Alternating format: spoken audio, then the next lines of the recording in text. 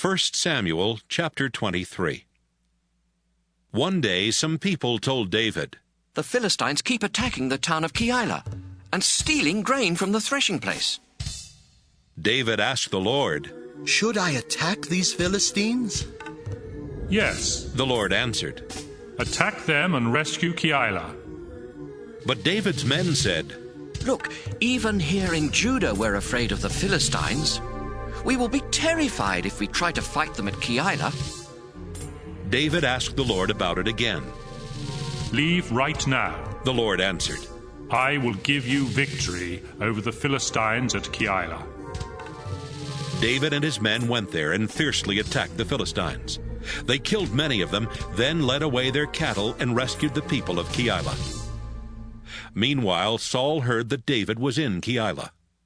"God has let me catch David," Saul said.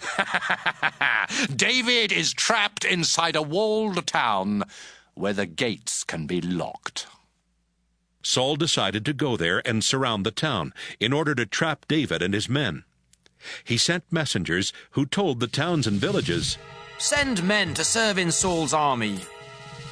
By this time, Abiathar had joined David in Keilah and had brought along everything he needed to get answers from God. David heard about Saul's plan to capture him, and he told Abiathar, "Let's ask God what we should do." David prayed, "Lord God of Israel, I was told that Saul is planning to come here. What should I do? Suppose he threatens to destroy the town because of me. Would the leaders of Keilah turn me over to Saul, or is he really coming? Please tell me, Lord." "Yes, he will come." The Lord answered. "Would the leaders of Keilah hand me and my soldiers over to Saul?"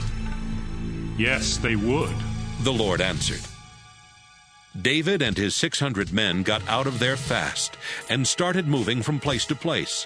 Saul heard that David had left Keilah, and he decided not to go after him. David stayed in hideouts in the hill country of Ziph Desert. Saul kept searching, but God never let Saul catch him. One time David was at Horesh in Ziph Desert. He was afraid because Saul had come to the area to kill him. But Jonathan went to see David, and God helped him encourage David. "Don't be afraid," Jonathan said. "My father Saul will never get his hands on you. In fact, you're going to be the next king of Israel, and I'll be your highest official. Even my father knows it's true." They both promised the Lord that they would always be loyal to each other. Then Jonathan went home, but David stayed at Horesh. Some people from the town of Ziph went to Saul at Gibeah and said, "Your Majesty, David has a hideout not far from us. It's near Horesh, somewhere on Mount Keilah, south of Jeshimon. If you come, we will help you catch him." Saul told them, "You've done me a big favor, and I pray that the Lord will bless you. Now please, do just a little more for me. Find out exactly where David is, as well as where he goes, and who has seen him there. I've been told that he's very tricky. Find out where all his hiding places are, and come back when you're sure. Then I'll go with you. If he is still in the area, or anywhere among the clans of Judah, I'll find him." The people from Ziph went back ahead of Saul, and they found out that David and his men were still south of Jeshimon in the Maon Desert. Saul and his army set out to find David. But David heard that Saul was coming, and he went to a place called the Rock, one of his hideouts in Maon Desert. Saul found out where David was and started closing in on him. Saul was going around a hill on one side, and David and his men were on the other side trying to get away.